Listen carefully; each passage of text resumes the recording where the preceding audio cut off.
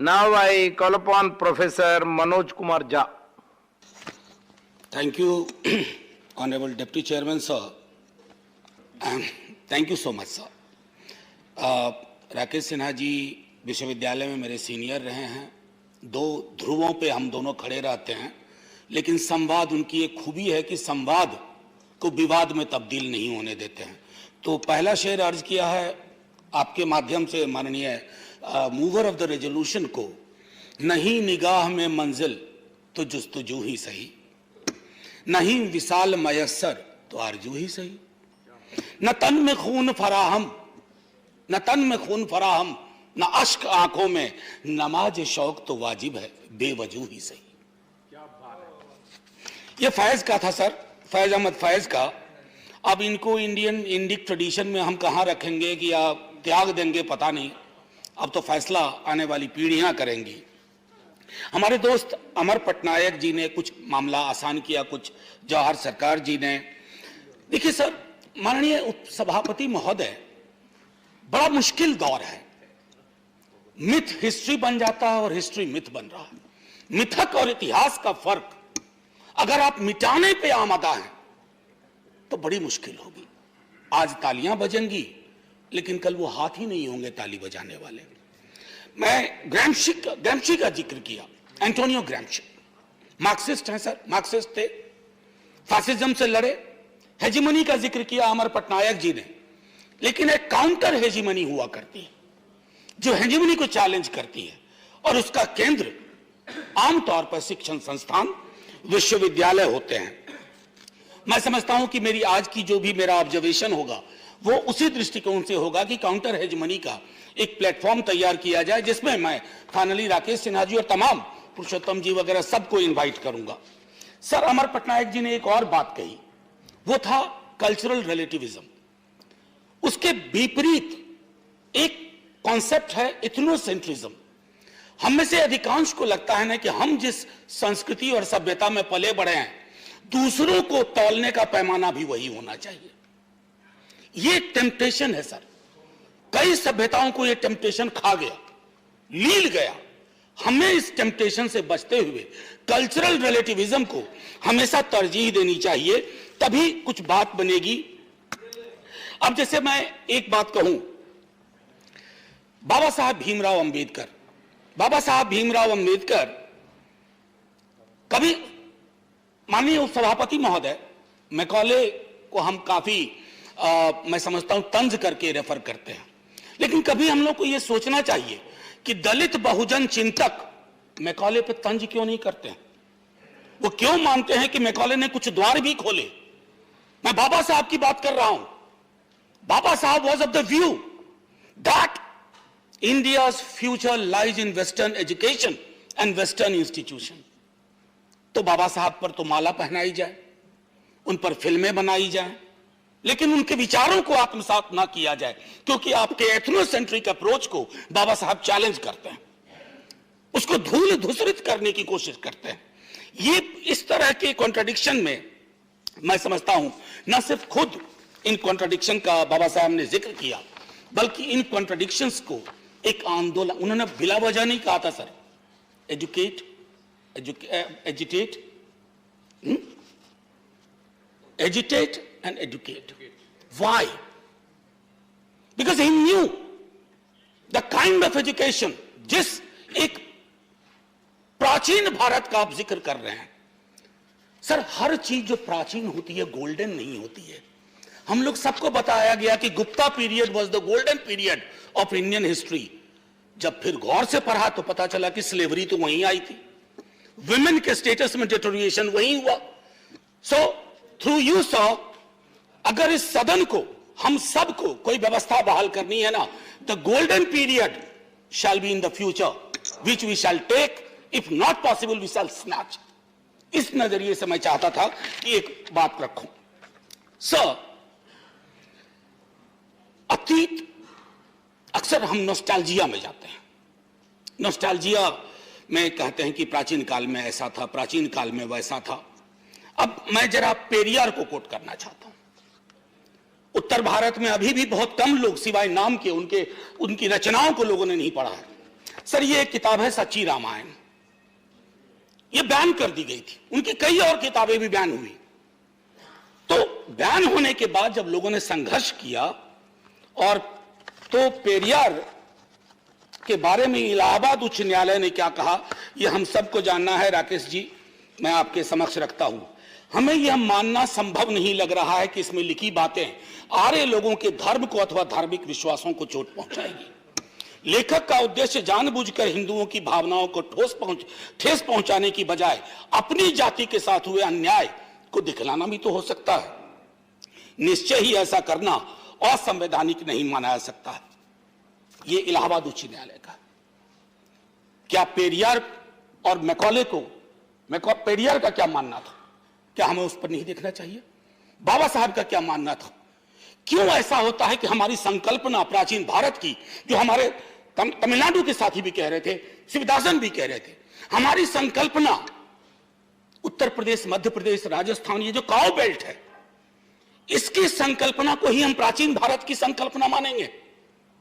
तो कैसे होगा एक भारत श्रेष्ठ भारत? एक भारत श्रेष्ठ भारत के लिए कश्मीर से कन्याकुमारी, अगर आप कहते हैं भारत एक है, तो सांस्कृतिक विविधता और बहुलवाद के आधार पर बिना एथनोसेंट्रिक अप्रोच के हमें आगे बढ़ना होगा। सर 2 मिनट और लूंगा आज। आप बोलिए। जी सर। सर आज शुक्रवार है।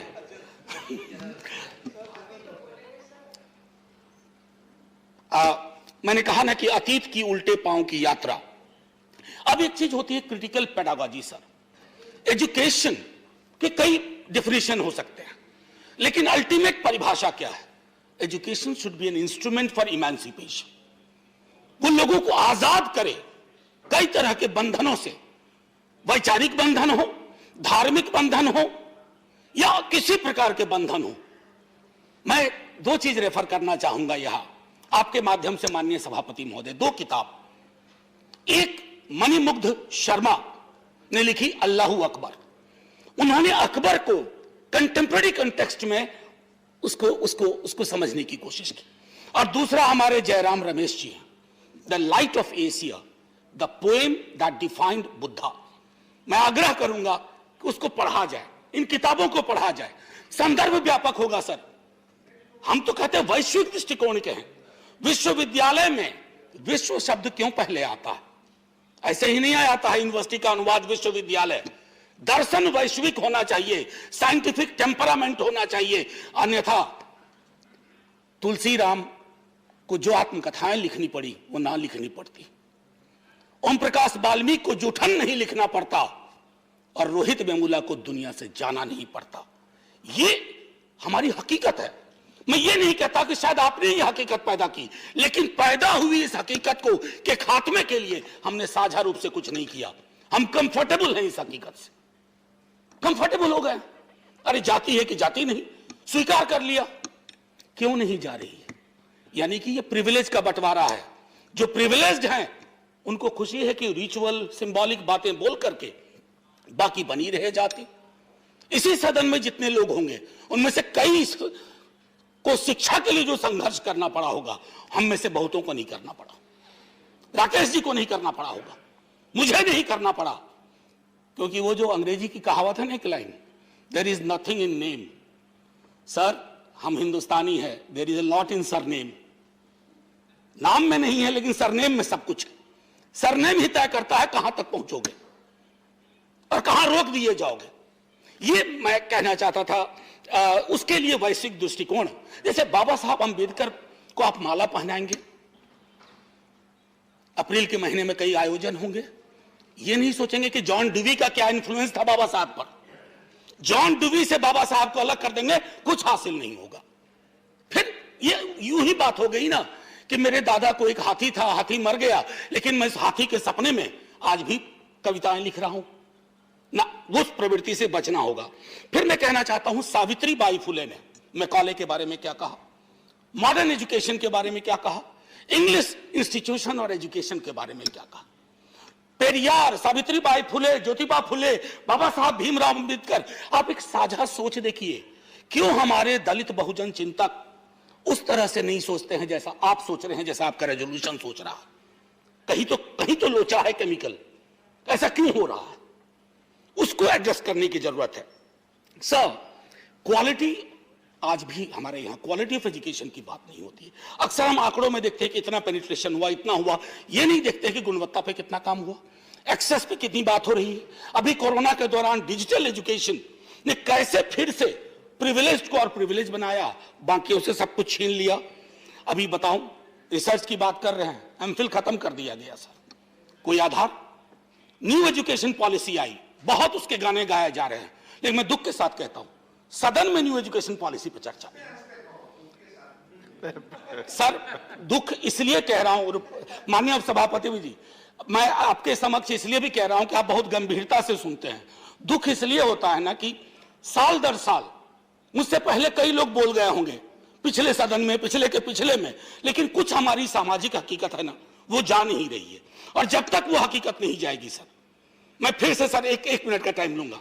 मेरे साथ सर एक स्टूडेंट था, मैंने पहले भी सदन में कहा, बहुत ब्राइट स्टूडेंट था सर, 10वीं के हमसे हमेशा उसके अच्छे अंक आते थे, और वो 10वीं के बाद जब मैंने पता किया वो कहां गया सर, वो चाय की दुकान खोल के बैठ गया, क्योंकि फर्स्ट जनरेशन लर्नर था, परिवार में कोई नहीं था सर।